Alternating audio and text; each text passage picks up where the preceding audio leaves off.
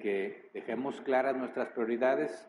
Yo sé que puede ser complejo para aquellos que tienen familia inconversa, hablando del núcleo familiar principal, ¿verdad? Y que nuestros hijos quieren celebrarnos y pues ellos no son creyentes, organizan sus fiestas. Bueno, es una excelente oportunidad para mostrar cuáles son tus prioridades, ¿verdad?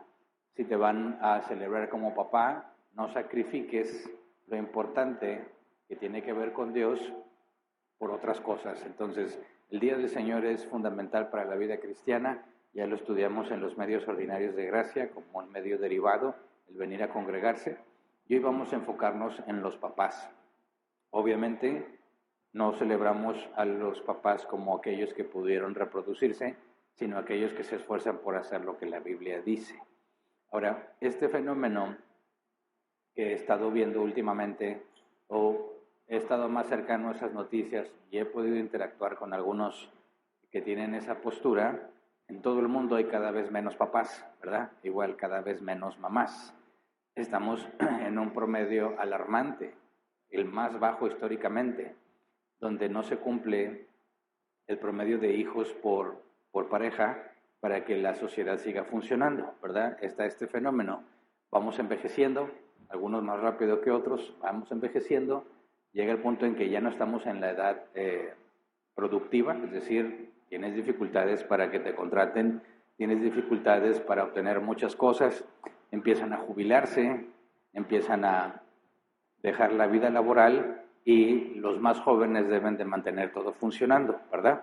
Entonces, mientras haya muchos jóvenes con fuerza, capacidad y habilidades, la sociedad va a seguir operando y los que se retiran van a seguir encontrando una sociedad que funciona, aunque ellos ya no pueden aportar con la fuerza laboral, pero las cosas siguen funcionando y ellos pueden tener cierta estabilidad.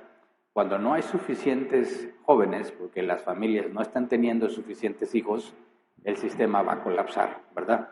Así que he visto o he leído, más bien he leído sobre naciones importantes como Rusia, Japón, Estados Unidos, América Latina, están empezando a tener serios problemas. China, que eran los más numerosos en el mundo, ya no están cumpliendo con el porcentaje que se requiere. Se requieren 2 hijos como mínimo por familia.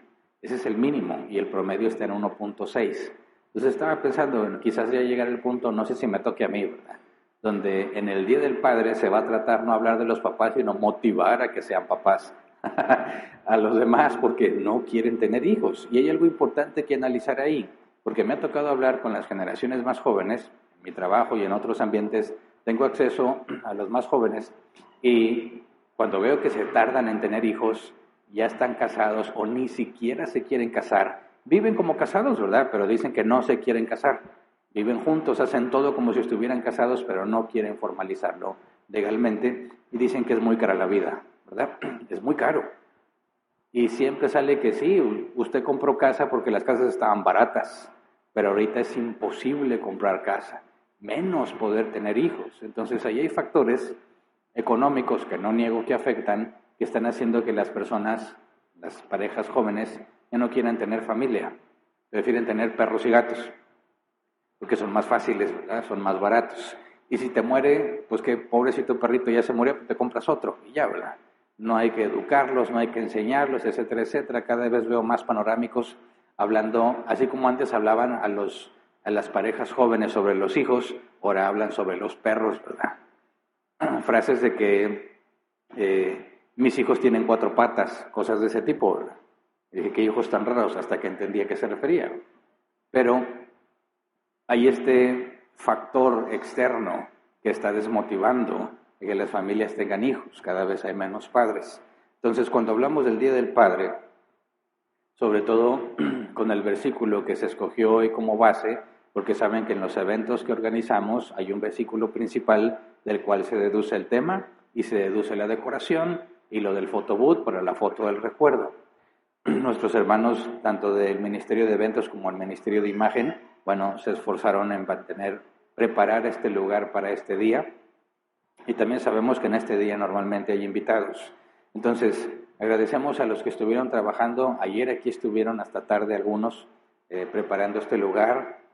Dios ve el esfuerzo que hacen y la Biblia dice que nada es en vano, Dios lo recompensará. Y Jesús dijo que en esta vida y en la venidera, ¿verdad? ¿Cómo? ¿Qué tanto? Ya queda a su criterio, pero eso es algo que Jesús afirmó. Y nosotros vamos a enfocarnos en estudiar el versículo base, que es Proverbios 23-24, Nueva Versión Internacional. Dice, el padre del justo experimenta gran regocijo. Quien tiene un hijo sabio se deleita en él. Y aquí está esta estructura hebrea, donde se repite 2 veces la misma palabra para acentuar lo que esa palabra significa.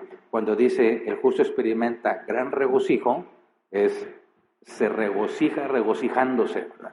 Está regocijo, 2 veces. Como cuando la Biblia hablaba en el Antiguo Testamento sobre la pena de muerte, que se nos traduce como irremediablemente morirá, encontrabas la misma palabra 2 veces, morirá, morirá. Cuando hablaban sobre la santidad de Dios, que dice 3 veces santo, santo, santo, hace referencia a que la estructura doble no es suficiente para explicar la santidad de Dios. Bueno, aquí nos habla del gran regocijo, doblemente regocijo. Real Academia Española, el regocijo es alegría intensa. Entonces, la Biblia hace un énfasis en la alegría intensa que siente un papá cuando sabe o tiene evidencia de que su hijo es justo, de que su hijo es sabio. Esa es la base, y por eso vas a ver el versículo en distintos lugares.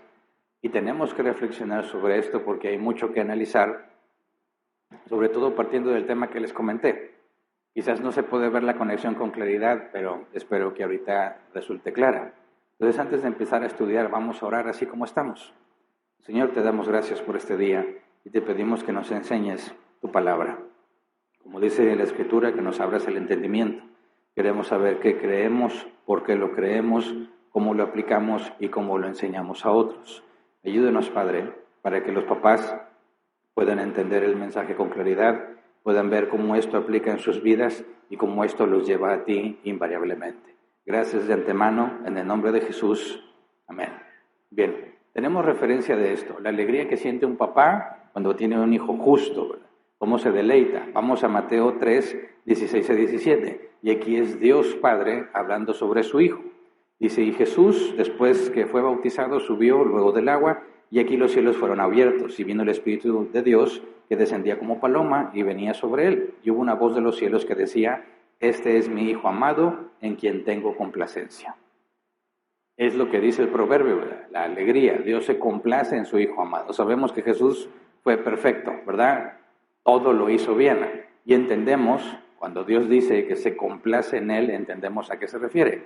Ahora, eso que Dios experimenta, obviamente a la máxima capacidad, nosotros también lo podemos experimentar cuando nos damos cuenta que nuestros hijos son justos, que son sabios. Y hay que aclarar que el término justo en el Antiguo Testamento o en la Biblia en general no hace referencia a la ausencia de pecado, como alguien que nunca peca, no, sino alguien íntegro, que busca constantemente hacer las cosas de la manera correcta, como Dios lo ha establecido. Y luego vemos en Proverbios 17:21 lo opuesto a lo que dice el proverbio que tenemos como base. Proverbios 17:21 dice, engendrar a un hijo necio es causa de pesar. Ser padre de un necio no es ninguna alegría. Y aquí tienes la contraparte, ¿verdad? La enorme alegría que da tener un hijo justo y sabio y el pesar, la pena que siente el tener un hijo necio.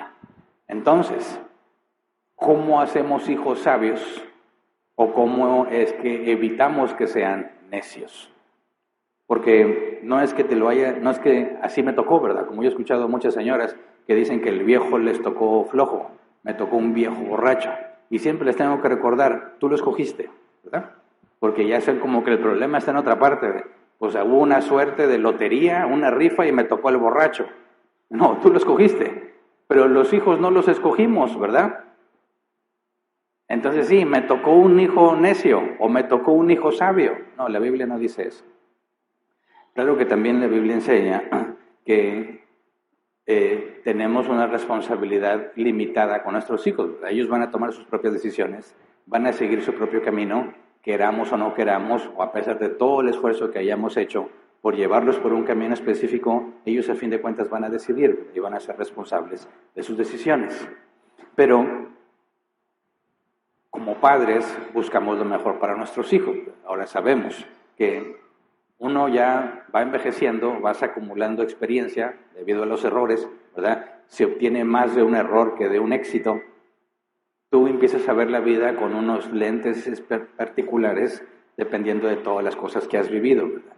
Y no sé si alguna vez te has puesto a pensar qué bueno sería heredar sabiduría a nuestros hijos.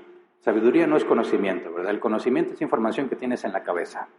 La puedes memorizar, la puedes entender, pero no es sabiduría hasta que la aplicas. La sabiduría es el conocimiento aplicado. Y la Biblia distingue entre sabiduría del mundo y sabiduría de Dios. La sabiduría del mundo es aquella que te da los beneficios que el mundo da. Tú puedes aprender a ser corrupto y te puede generar mucho dinero, o te puede evitar pagar multas. Tú puedes aprender sobre el soborno, y el soborno funciona.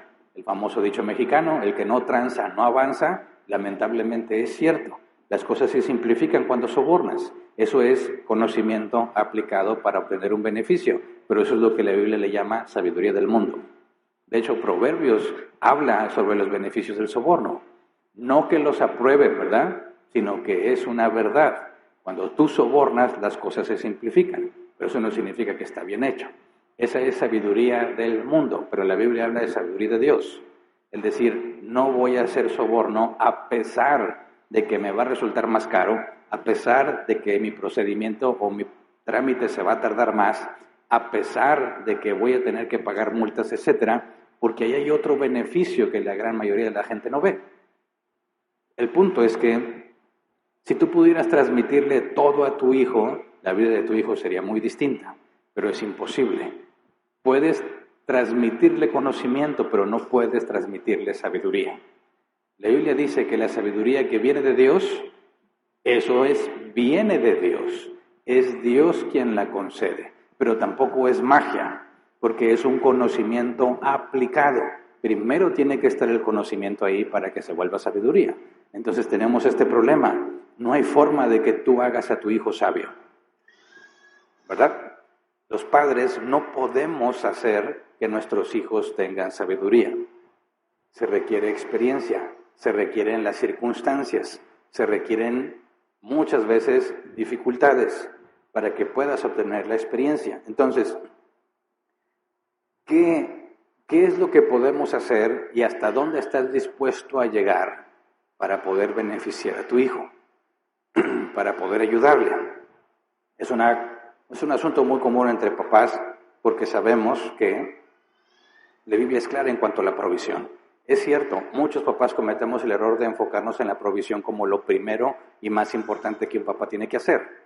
Y no es así, pero al mismo tiempo no significa que no importa la provisión, porque con respecto a la provisión, la Biblia dice que el que no provee para su casa es peor que un incrédulo. Así que sí es algo fundamental que el hombre sea proveedor. No puedes fallar en ese tema, pero no es lo más importante. Es fundamental, pero no es lo más importante.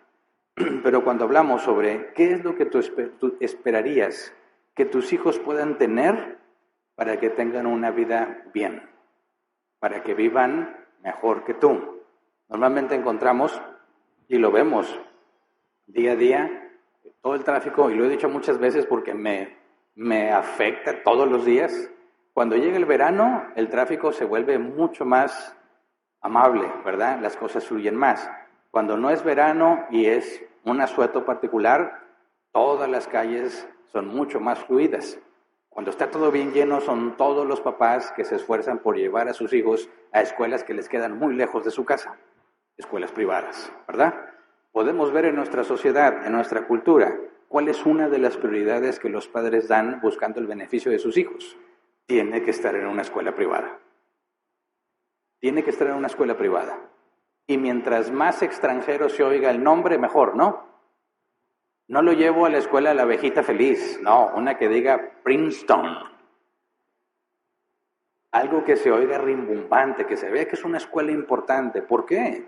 Pues porque una buena educación va a ayudar a tus hijos, ¿de acuerdo? Una buena educación, unos buenos maestros, va a ayudar a tus hijos. Algunos dicen, bueno, pues yo quiero darle una buena profesión. o un negocio estable, dependiendo del rumbo en el que estés. Una buena profesión, pues hay que darle estudios, hay que darle kinder, primaria, secundaria, preparatoria, universidad, algunos le siguen hasta la maestría. Doctorado, algunos menos, ¿verdad? Pero hay quienes llegan al doctorado. ¿Por qué? Por los beneficios que eso puede dar. Cuando hablan de un negocio, he conocido papás que están enfocados en su negocio y no por tanto por ellos, sino porque quieren dejar ese negocio a sus hijos, porque hay beneficios en tener un negocio. Otros papás dicen que haya seguridad económica, sobre todo aquellos que no la tuvimos, ¿verdad? Las carencias que tú tuviste te forman un criterio de lo que tú crees que tus hijos deberían de tener. Prácticamente estás diciendo que ellos tengan lo que yo no tuve. Y no podemos negar que en un ambiente donde no hay estabilidad económica o no hay seguridad económica, genera temores, genera inseguridades, etcétera, etcétera. ¿Dónde vives? ¿De quién te rodeas? ¿Cuál es la seguridad que le quieres dar a tus hijos? Que tengan contactos, eso lo he escuchado en otros. De hecho, escuché una entrevista que le estaban haciendo a un señor donde él supuestamente tenía autoridad para dar consejos a los padres. Y él decía, uno de los mejores consejos que te puede dar es que inviertas todo lo que tienes en poner a tu hijo en un colegio que esté a otro nivel. Y le preguntaban, ¿por qué? Y él decía, por los contactos.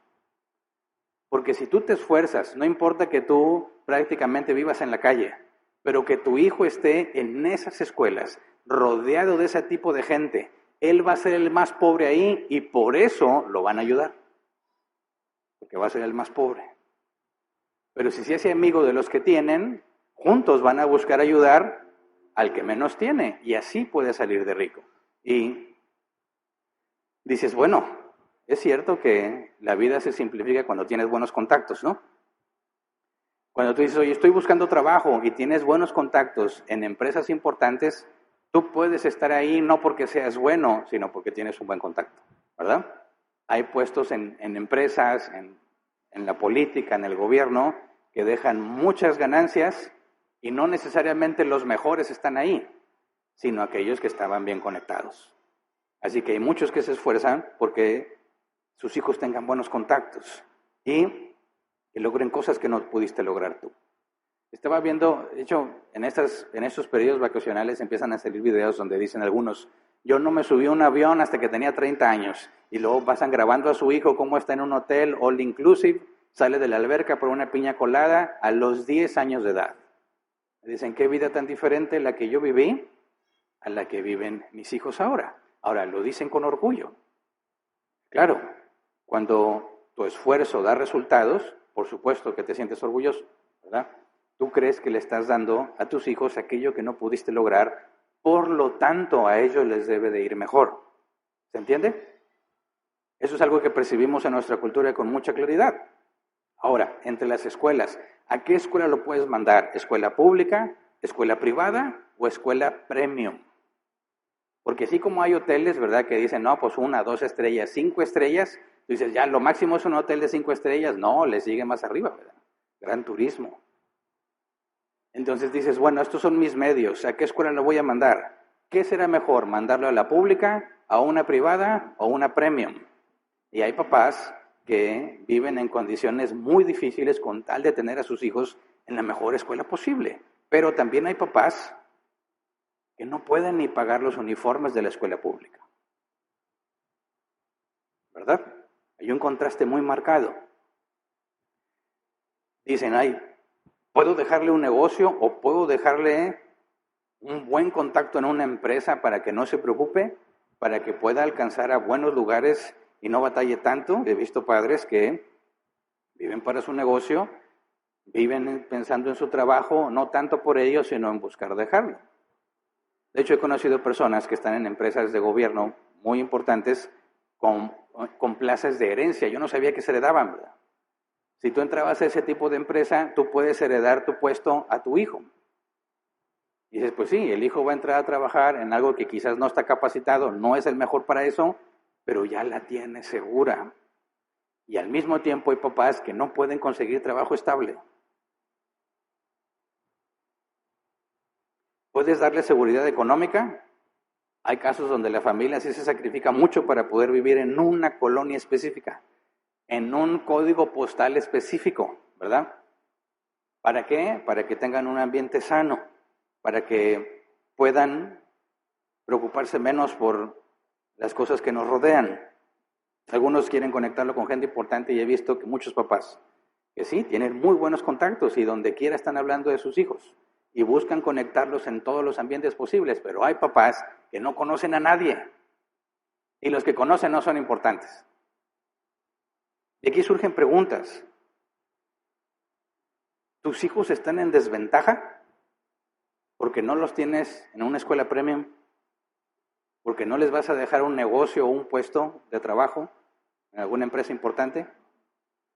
¿Porque no tienes buenos contactos? ¿Están en desventaja, sí o no? He tenido esa conversación con distintas personas no creyentes. No creyentes, y son interesantes las conclusiones a las que llega el mundo partiendo de aquí. Porque si tú te pones a pensar que ahí, en realidad, sobre todo en nuestro estado, hay gente muy rica y gente muy pobre, ¿verdad? En nuestro estado tenemos el municipio más rico de América Latina. Y al mismo tiempo tenemos gente muy pobre.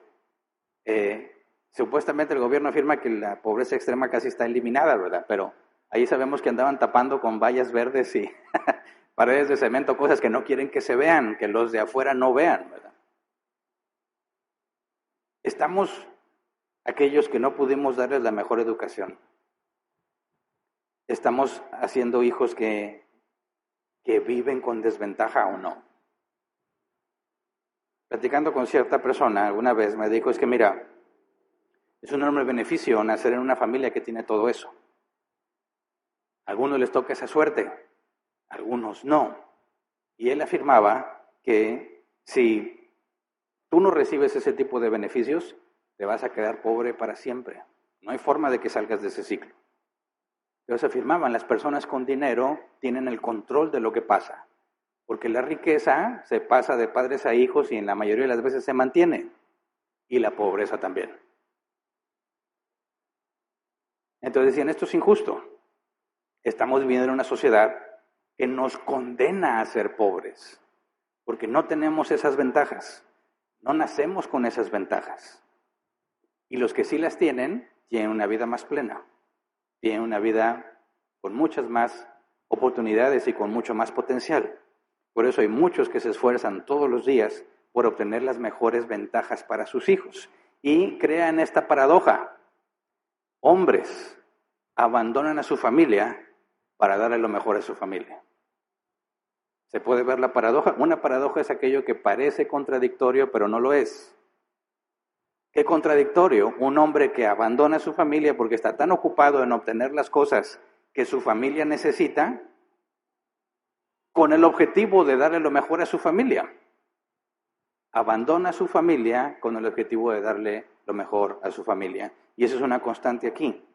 Empiezan a calmar un poco la conciencia porque dicen, pero mira en qué escuela está, pero mira dónde vive, pero mira lo que tiene, como si eso compensara el hecho de que el papá no esté ahí.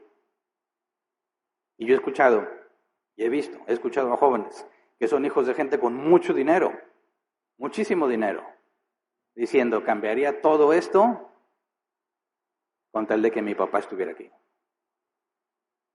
Y he escuchado a hijos con papás que no tienen nada de dinero diciendo, yo quisiera tener todo el dinero en lugar de que papá esté aquí. ¿Verdad? Entonces, ¿cómo hacemos para resolver este problema? Porque dicen, bueno, yo no nací con esas ventajas, yo voy a ser condenado a ser pobre. ¿Y quieres que tenga hijos para que vengan a ser pobres? Pues mejor no. Voy a tener hijos hasta que les pueda dar lo que los hijos necesitan. Por eso tienen perros, por eso tienen gatos. Pero luego como quiera empiezas a ver de cuáles croquetas le vas a dar al perro. De las baratas, de las buenas o de las premium. Y lo que normalmente harías por los hijos, ahora lo están haciendo por los perros, por los gatos, para que no estén estresados los animalitos. Fíjate bien, el deseo es el mismo, pero dirigido hacia algo distinto. ¿Por qué no tienen hijos ahora? Porque es muy caro tener hijos. porque no le voy a dar las oportunidades que se merece, porque no quiero que traer a este mundo a un niño que va a ser pobre para siempre, porque no tengo los contactos, no lo puedo meter a la mejor de la escuela, no puedo vivir en el mejor lugar, etcétera, etcétera, etcétera. Muchas veces esa es la defensa, no hay dinero para eso. Ok, entonces, dado que estamos hablando en una congregación bíblica, ¿qué dice la Biblia sobre estas expectativas que tienen los padres para con los hijos? ¿Dónde dice la Biblia que te esfuerces por conseguir a los mejores maestros? ¿Dónde dice la Biblia que te esfuerces por vivir en la mejor colonia? Nada, no hay ninguna referencia a eso. ¿Dónde dice la Biblia que tengas a los mejores contactos? No dice. ¿Dónde dice la Biblia que hagas que tus hijos logren las cosas que tú no pudiste? Es más, veamos el caso del Padre ejemplar, Dios Padre, cómo trató a su Hijo Jesucristo aquí en la tierra. ¿Tuvo los mejores maestros? No, de hecho, los maestros lo rechazaban porque no tenía credenciales, dado que no acudió a ellos a enseñar. Jesús aprendió de una forma totalmente distinta. Como no lo especifica, las conclusiones es que fue autodidacta. Por supuesto que fue enseñado primero por José y por María. Pero a partir de los 12 años, cuando él debió escoger un maestro entre los que había, Jesús tomó otra alternativa. Y a él le decían, ¿con qué credenciales vienes a hacer esto? O sea, ¿quién eres tú? ¿De dónde eres graduado? Ni siquiera estudiaste. Ahora, ¿qué limitantes tenía Dios el Padre para decir, bueno, se hizo lo que se pudo con Jesús? No le pude llevar a los mejores maestros o no me alcanzó para la mejor escuela. Dios no tiene límites. ¿Y le puso a la mejor escuela? No. ¿Le puso a los mejores maestros? No. Ok. ¿Qué negocio se aseguró Dios Padre que su Hijo Jesucristo tuviera para que no se preocupe por dinero? Pues lo más que sabemos es que era el hijo del carpintero, ¿verdad? Aunque no hay una referencia directa que Jesús practicara ese oficio, en aquellos tiempos lo que se acostumbra es que los oficios se transmiten generación a generación. Es probable que por ahí existiera una mesa que Jesús hizo, ¿verdad? Y alguno dice, espérate, porque ni había mesas, todos estaban en el suelo. Por eso, si viste la película La Pasión de Cristo, como que Jesús estaba innovando, creando sillas y mesas, algo así tratan de transmitir. Pero si era carpintero, quizás existe o existió algo que el propio Jesús hizo con sus manos. Pero, ¿era el mejor negocio? No. ¿Dónde vivía Jesús? ¿Dios el Padre se aseguró que estuviera en la mejor colonia? No, él era de Nazaret, un centro conocido de prostitución y de perdición. Por eso cuando decía, no, que es el Mesías y viene de Nazaret, ¿Nazaret? ¿Puede salir algo bueno de Nazaret? ¿Por qué Dios el Padre no se aseguró de poner a Jesús en el mejor barrio posible? Rodeado de gente respetable, con contactos. No, el peor de los lugares. La seguridad económica. ¿Qué seguridad económica le dio Dios el Padre a Jesús? Jesús dijo, no tengo ni dónde recostar la cabeza. Cuando llegaron a cobrar el impuesto del templo, ¿qué fue lo que dijo Jesús? Pedro, ve y pesca, el primer pez que saques, trae lo tuyo y lo mío, te lo picho. Jesús no traía dinero, no tuvo propiedades, no tuvo nada. El burrito con el que entró a Jerusalén era prestado. ¿Cómo es que Dios el Padre no se aseguró de que Jesús tuviera todos los elementos económicos que pudiera necesitar? No se los dio, se los iba dando conforme se necesitaba, ¿verdad? Buenos contactos, hombre, a Jesús lo criticaban que se rodeaba de qué tipo de gente. Publicanos, pecadores, prostitutas. ¿Qué buenos contactos tenía? Ninguno. Entonces, ¿cómo es posible que nosotros los cristianos busquemos darles cosas a nuestros hijos que Dios el Padre no le interesó darlas a su hijo? ¿No te parece que algo no cuadra? Por eso entiendo que el mundo busque esas cosas. Porque para el mundo, lo que le va a hacer bien a tu hijo son factores externos. Factores externos. Mientras mejores esos factores externos, dicen, más oportunidades tiene. Pero la Biblia no nos habla absolutamente nada sobre darle a nuestros hijos los factores externos necesarios. Habla de los internos. ¿Verdad? El mundo suele medir las oportunidades de un hijo por los ingresos familiares, el código postal, o sea, dónde vives, la escuela, las influencias, los contactos, los mejores maestros, etcétera, etcétera. Sin embargo, si te pones a pensar y te pones a analizar esta queja común de que los pobres no pueden dejar de ser pobres, por lo tanto no pueden tener éxito en la vida, de que los ricos oprimen a los pobres, es decir, los ricos son malos, los pobres son buenos, y aún así dice, no, yo no quiero ser pobre, pero pues no dices que este rico es malo, sí, pero tampoco quiero ser el bueno, tampoco quiero ser el pobre, necesito que le quiten a los ricos para que les den a los pobres y puedan ser felices. Todo ese esquema no lo encuentras en la Escritura. No está ahí. Y el factor por lo cual, con los que yo he hablado, los jóvenes con los que yo he hablado, no quieren tener hijos por todo el precio o el costo económico que eso implica, la Biblia no dice nada al respecto. Sí hay un proverbio que dice que no empiezas a construir una torre si no te has asegurado de que tienes todo para terminarla. Es decir, que tú sí sea sí y tú no sea no. Pero María y José, quienes recibieron la responsabilidad de criar al Mesías prometido, ¿en qué condiciones estaban? Podemos deducirlo por el sacrificio que ofrecieron a los 8 días después de nacido Jesús. Un par de tórtolas, que era el sacrificio que los más pobres podían hacer. José y María estaban en la clase pobre.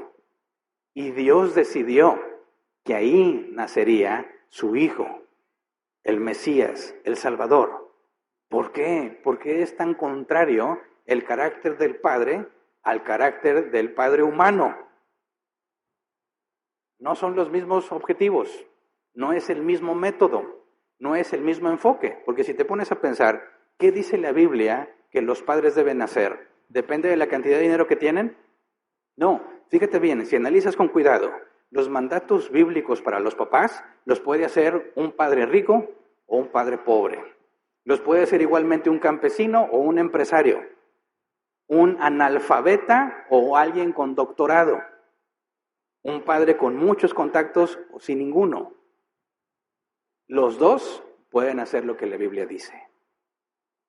¿Qué es? Enséñale a tus hijos, la repetirás a tus hijos cuando entres, cuando salgas, cuando vayas por el camino. ¿Qué?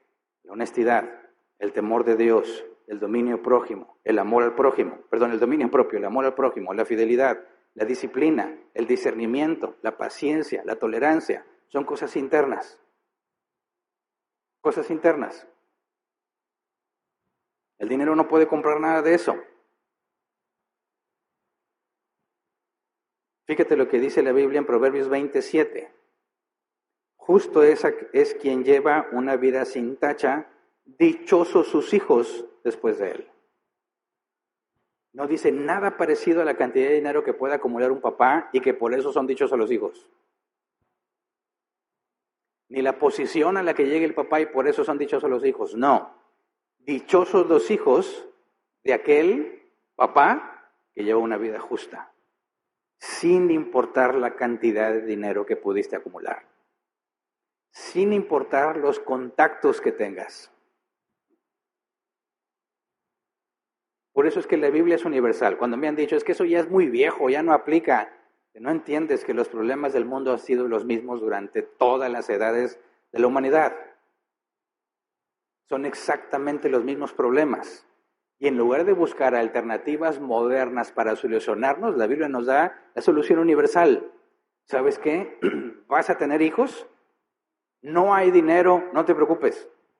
Claro que te tienes que esforzar por proveer, pero no es la cantidad de dinero lo que determina qué tanto se va a beneficiar tu hijo, sino lo que aprendió de ti. Lo que aprendió de ti. Si tú llevas una vida justa, ¿qué va a aprender tu hijo? Quiera o no quiera, ¿qué va a aprender tu hijo? ¿Qué es ser justo? ¿Y cómo lo va a aprender? ¿Necesitas darle una serie de clases? Vamos a una serie en casa donde voy a llevar durante 8 semanas toda la información. No, viendo, te ven. Para bien o para mal, nos ven. Y eso es lo que aprenden. Una cosa es lo que dices, otra cosa es lo que haces. Si esas dos cuadran, van a aprender mucho de ti para bien. Si esas no cuadran, van a aprender mucho de ti para mal. ¿Se entiende? ¿Puede un hombre pobre ser justo, honesto e íntegro? Sí. ¿Puede un hombre rico ser justo, honesto e íntegro? Sí. ¿Se requiere el dinero para hacer eso? No. Por eso la Biblia te dice, tú sé justo y tus hijos van a ser beneficiados, independientemente de la colonia, la calidad de vida, el carro que manejas, los logros que llegues a hacer, tu integridad es lo que va a beneficiar a tus hijos. No son los factores externos, son los internos. No podemos heredar la sabiduría a nuestros hijos, pero podemos modelarla para que la conozcan. El padre justo influye en sus hijos mediante su ejemplo, su carácter y su integridad. Y los hijos son beneficiados al ver ese carácter de cerca. Un padre camina en integridad. Es lo que acabamos de leer, Proverbios 7. Dichosos son sus hijos porque obtienen beneficios que el dinero no puede conseguir. Que los mejores maestros no te pueden dar. Que la casa en la que vives no te lo va a enseñar. No hay forma de que adquieran ese beneficio a menos que tú lo vivas delante de ellos. Entonces los hijos entienden qué es la sabiduría, entienden qué es el temor de Dios, entienden los pros y los contras, porque servir a Dios trae muchas complicaciones, ¿verdad? Hay mucho dinero que no vas a poder tomar solo por ser honesto. Y hay mucho dinero que vas a tener que dar solo por ser honesto, ¿verdad? Y cuando los muchachos, los niños pequeños entienden eso, les está dando información valiosísima. Valiosísima. Los hijos crecen en sabiduría y en justicia porque están viendo el ejemplo. Y entonces se cumple el proverbio principal. El hombre se regocija al tener un hijo justo. ¿Por qué le salió justo? Porque eso es lo que vio. Ahora, ¿es garantía? No, tenemos a los hijos de Samuel.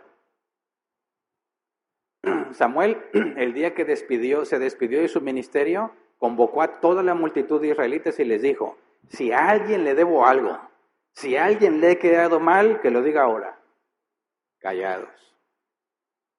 No había hecho injusticia con nadie, pero fue la gente la que le dijo, tus hijos no han querido seguir tu ejemplo.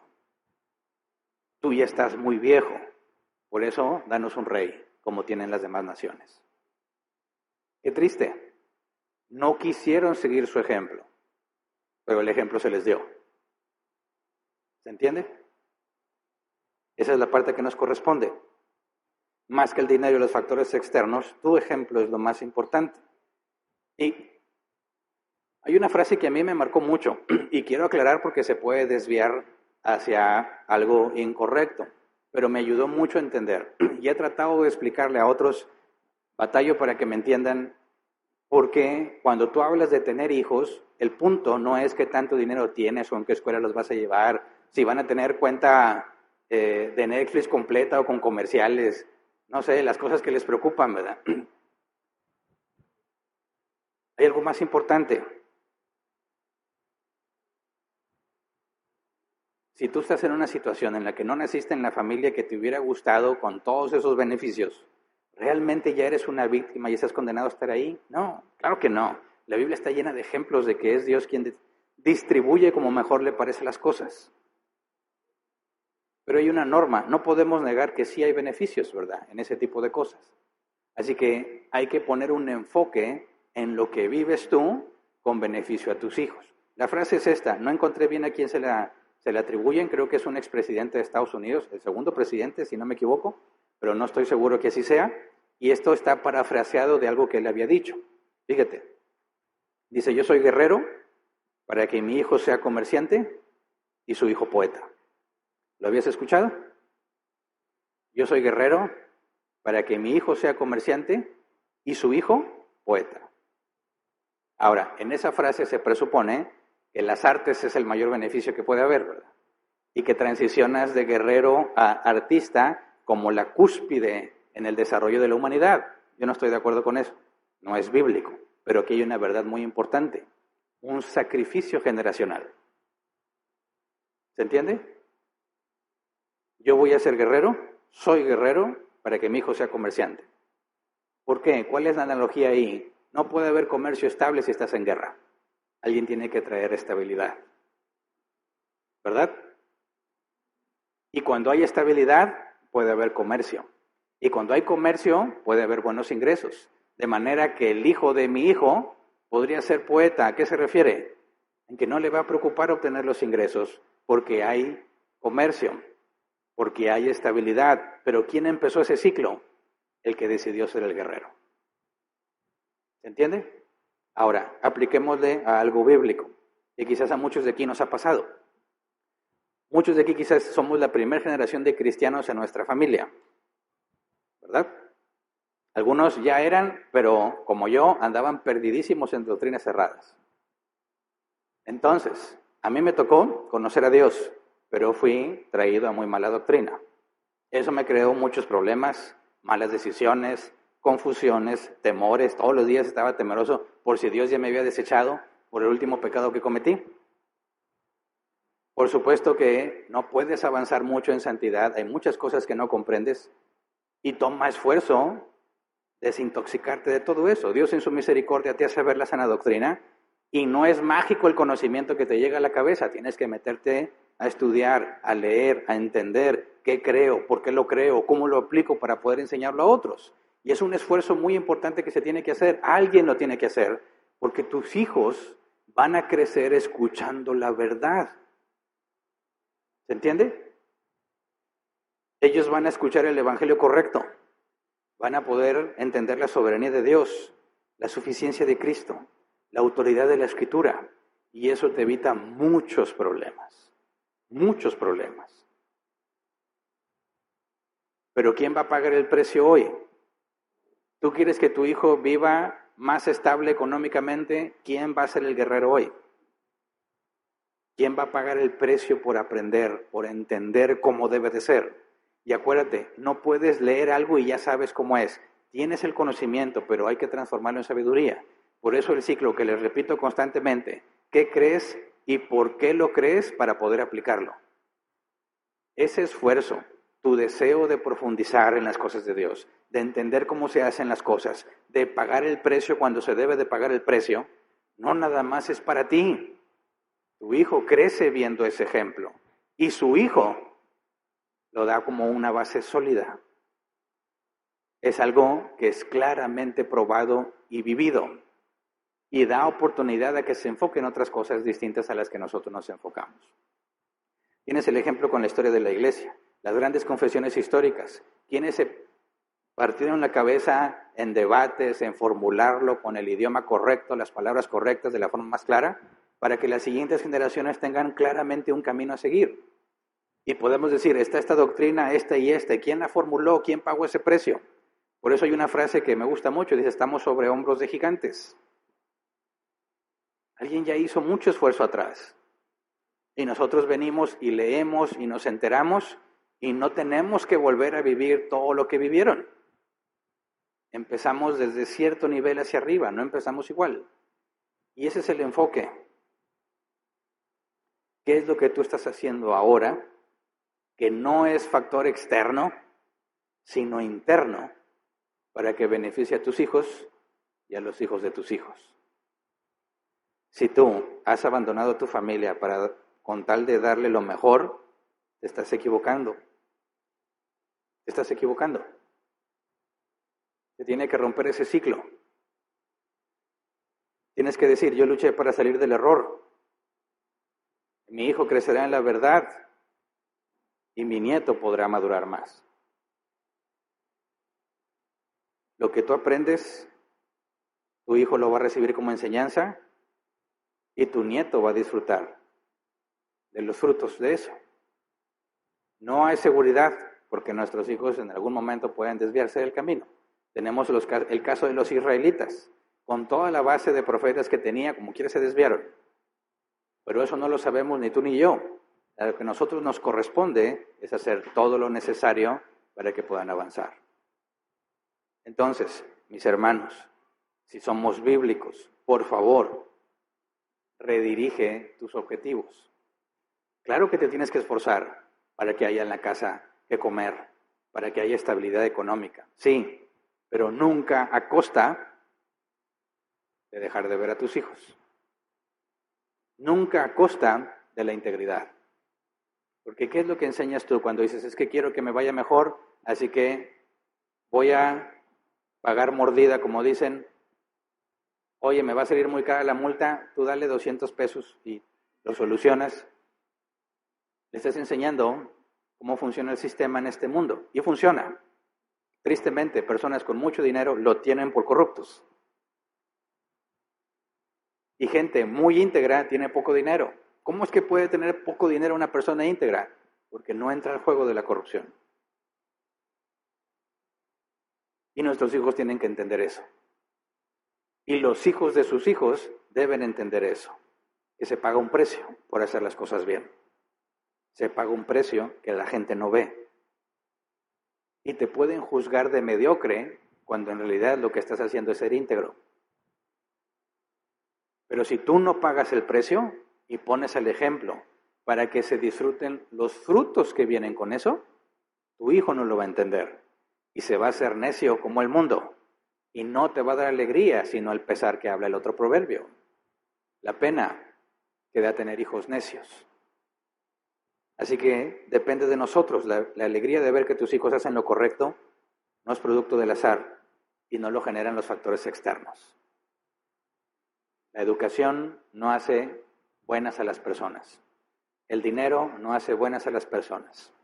Las influencias no hacen buenas a las personas. De hecho, si no tienen los valores, simplemente se hacen peores demonios con esos elementos al alcance. La alegría de tener un hijo justo empieza con nosotros mismos, ¿verdad? ¿Estás dispuesto a pagar el precio? Siempre va a ser más fácil salir a conseguir dinero que dar corrección oportuna. Es difícil conseguir dinero, pero es más fácil que discipular, ¿verdad? Estar ahí para explicar es algo muy complicado, sobre todo para los papás que tenemos que estar la mayor parte del día afuera. Pero hay oportunidades que no debes dejar pasar. Y cuando se presenta la oportunidad, tienes que estar listo para poder aprovecharla.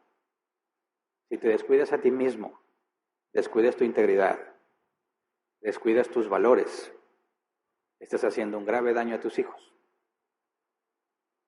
A pesar de que haya mucho dinero, a pesar de que haya influencias, tu carácter los puede destruir. Y al revés, como Jesús fue perfecto en todo, todo lo hizo correcto, a pesar de no tener ninguno de los factores que la gran mayoría de los papás busca para sus hijos. Sigamos el ejemplo del padre. No siempre lo más caro es lo mejor, ¿verdad? No siempre es lo que tú puedes conseguir lo mejor. A veces las carencias y las dificultades enseñan mucho más que los mejores maestros. Entonces tenemos que confiar en Dios y esto nos debe dirigir a Cristo. Porque así como hablamos del Padre, Dios Padre, nosotros somos sus hijos. Tu Padre se regocija en lo que haces o le es una pena lo que estás haciendo. Si nosotros nos ponemos en el lugar de nuestros hijos son los nietos, ¿verdad? Y Dios ha sido bueno con nosotros. Y Dios no nos da lo mejor de lo mejor. O alguien de aquí Dios le ha dado lo que el mundo considera lo mejor de lo mejor. No. No todos aquí somos estudiados. Y si somos estudiados, no todos somos de las mejores universidades. No todos aquí tuvimos todo lo que se necesitaba. No todos aquí tuvimos todos los factores externos que se consideran necesarios para el éxito. y tenemos el mismo padre. Es la mayor prueba de que los factores externos no hacen la principal diferencia. Entonces, papás, qué bueno que te esfuerzas, pero ese esfuerzo tiene que ser inteligente. Si por trabajo no estudias, si por tus obligaciones no te da tiempo de trabajar en tu interior, en crecer en sabiduría, en entender más las profundidades de la Biblia, en entender más claramente cómo se aplica lo que dice la Escritura, por más factores externos que consigas, estás fracasando en tu misión. Estás fracasando en tu misión. Así que tiene que ser muy claro que como el mundo va tras todas esas cosas, los papás cristianos deben saltar a la vista.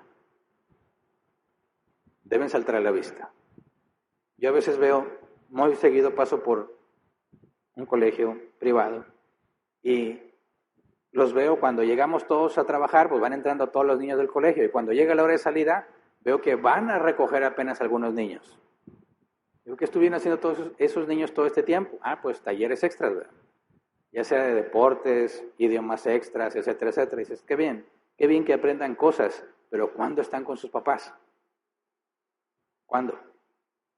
¿Cuándo están con su mamá? ¿Cuándo? Se aprende más de esa convivencia que de los talleres que tienen ahí. Una prueba simple. ¿Qué tanto de lo que aprendiste en primaria todavía lo tienes en tu memoria?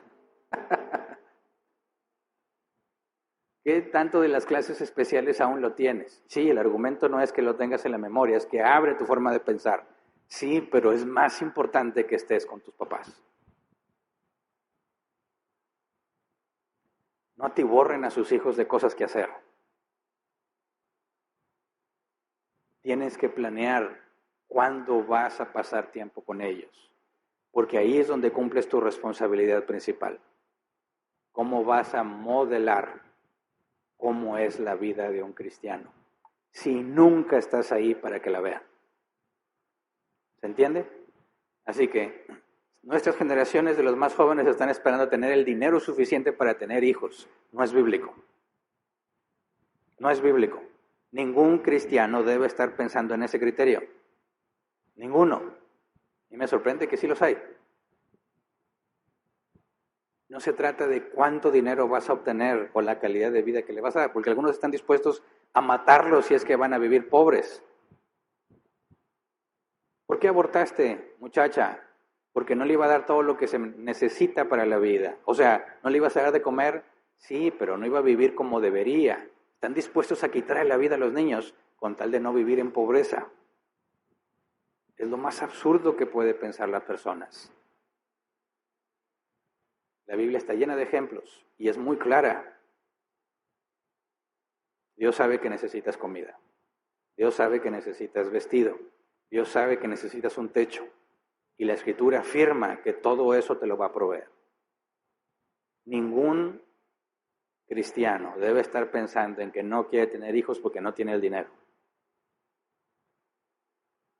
No se trata del dinero. Si Dios no te concedió tenerlos, ya es decisión de Él. Pero no seas negligente. Dios provee.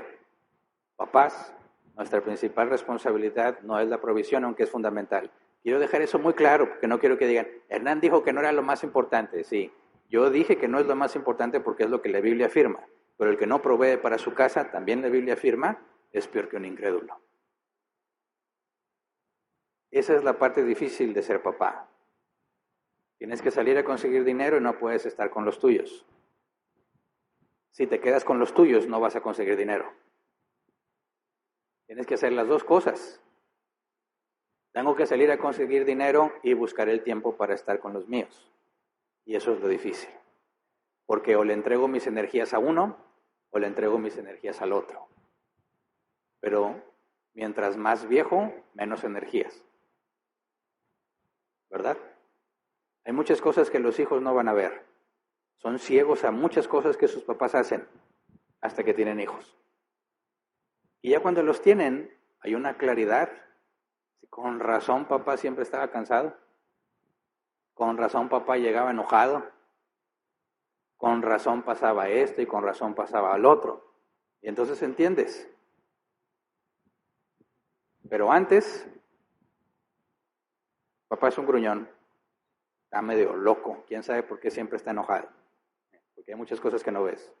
Y aún así, tenemos que saber que no lo ven y que hay que hacer, no visible de que tú no sabes todo lo que hago por ti, no, sino sacar energías, desconectar el cerebro de las cosas del trabajo, desconectar el cerebro de los deberes diarios y poder decir, vamos a hablar de otra cosa, vamos a ver qué está pasando con tu vida, vamos a ver cómo pasamos tiempo juntos, vamos a ver cómo aprovechamos el tiempo, porque el resto del tiempo se tiene que invertir en la vida.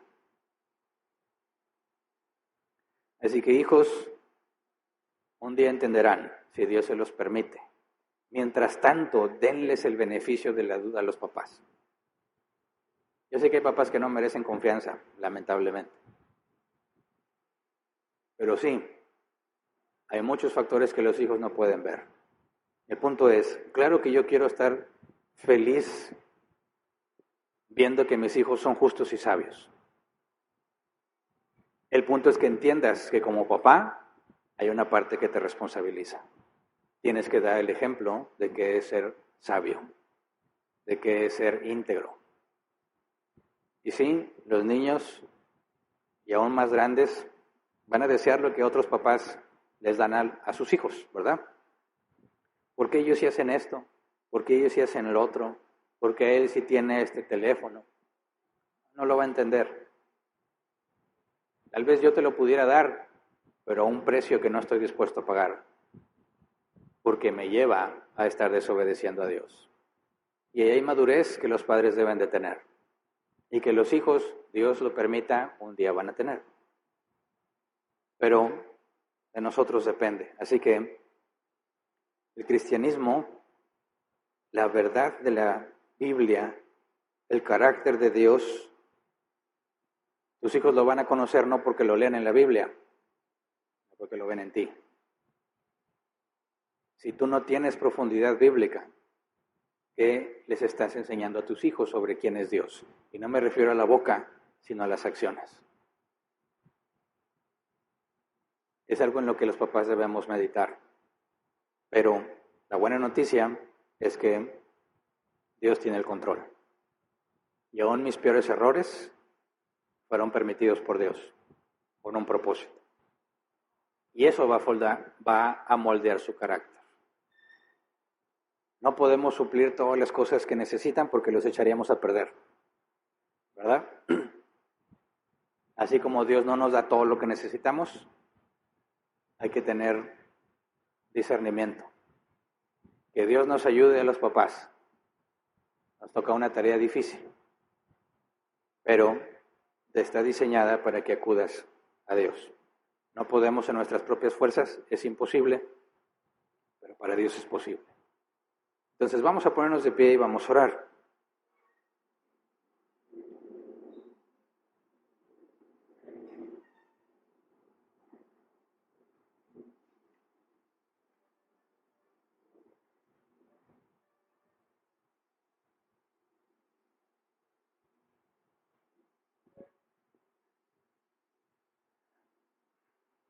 Papás, hay muchos jóvenes que necesitan ver cómo es una familia bíblica. Hay muchos jóvenes que necesitan ver cómo se puede ser feliz aunque no tengas todo el dinero que quieres tener. Hay muchos jóvenes que necesitan ver cómo una familia puede vivir bien sin tenerlo todo. Y el ejemplo principal empieza en el hombre. El mundo anda tras todas esas cosas, y la Biblia lo dice, Jesús lo dijo, el mundo anda detrás de todas esas cosas. Pero su Padre sabe que ustedes lo necesitan. Por eso nosotros debemos ser muy diferentes al mundo en esos temas, porque sabemos que nuestro Padre sabe lo que necesitamos y es bueno para proveerlo. La confianza en Dios, a pesar de no tener el ambiente perfecto, tiene que ser muy claro en las nuevas generaciones. ¿Cómo es tu casa? ¿Es un refugio para tus hijos, sin importar la cantidad de dinero que hay? ¿Les gusta a tus hijos estar en casa?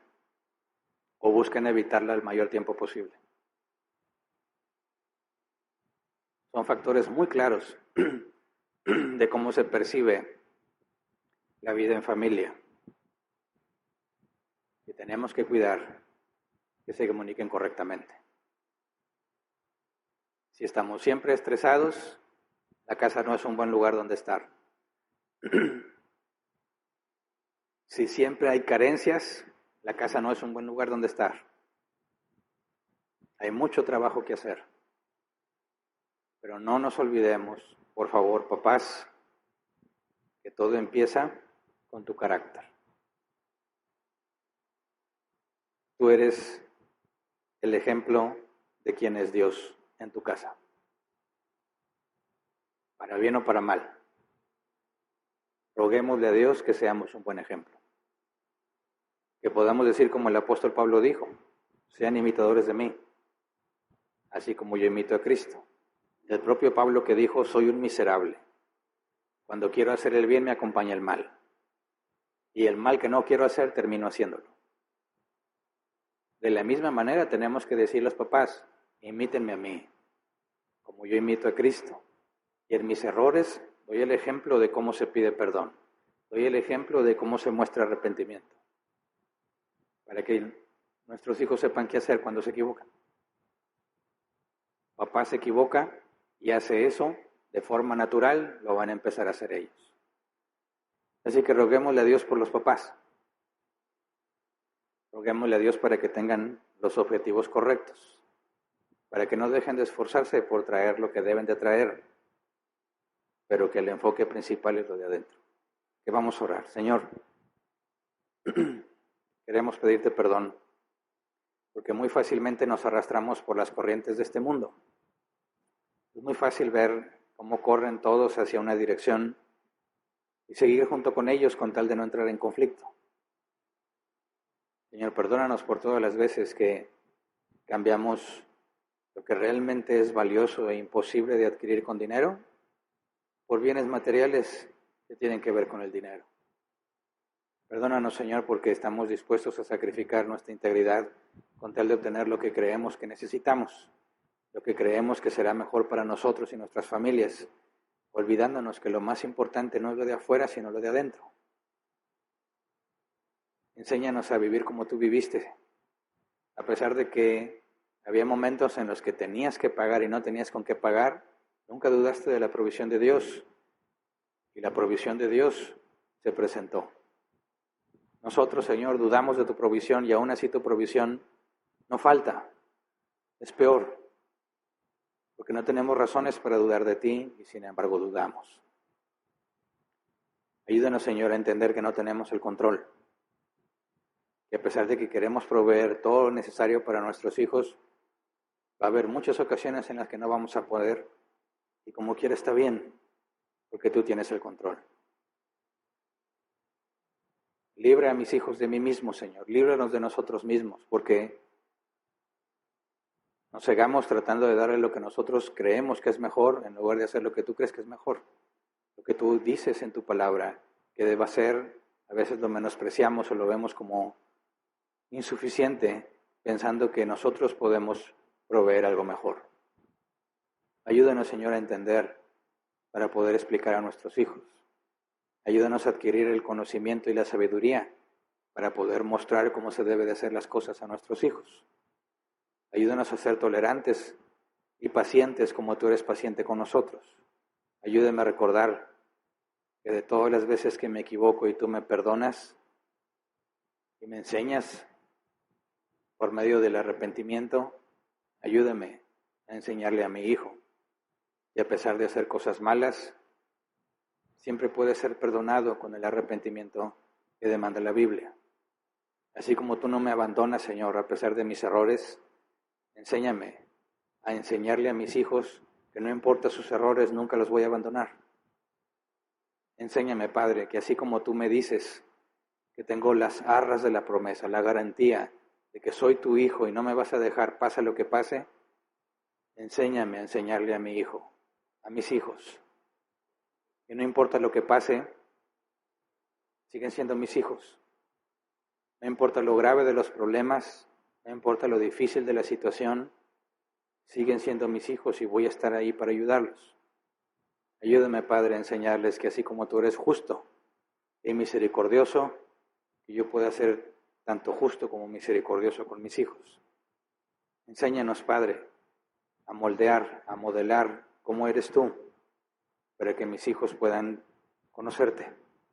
Sabemos que su salvación está en tus manos. Eso ya lo tienes decidido.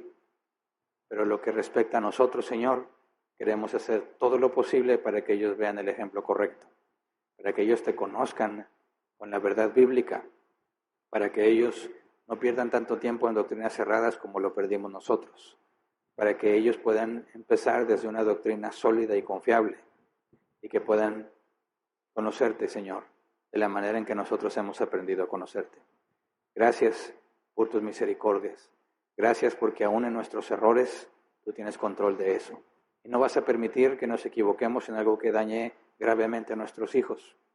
Todo va a ser de acuerdo a lo que tú has definido, de acuerdo al propósito que tienes para con ellos, y te damos gracias por eso. Ayúdanos, Padre, con las fuerzas y la energía que necesitamos, a tener los hábitos saludables que necesitamos para poder rendir, para poder cumplir con las responsabilidades que nos has dado y no agotarnos en el camino antes de la jornada por negligencia. Ayúdanos, Padre, a confiar en ti, para que nuestros hijos aprendan a confiar en ti. Todo esto te lo rogamos en el nombre de Jesús. Amén. Pueden sentarse. Pasemos a la sección de preguntas si es que las hay. 15 minutos como máximo para tratar de responderlas. Si una pregunta no tiene que ver con el tema, la dejamos al final.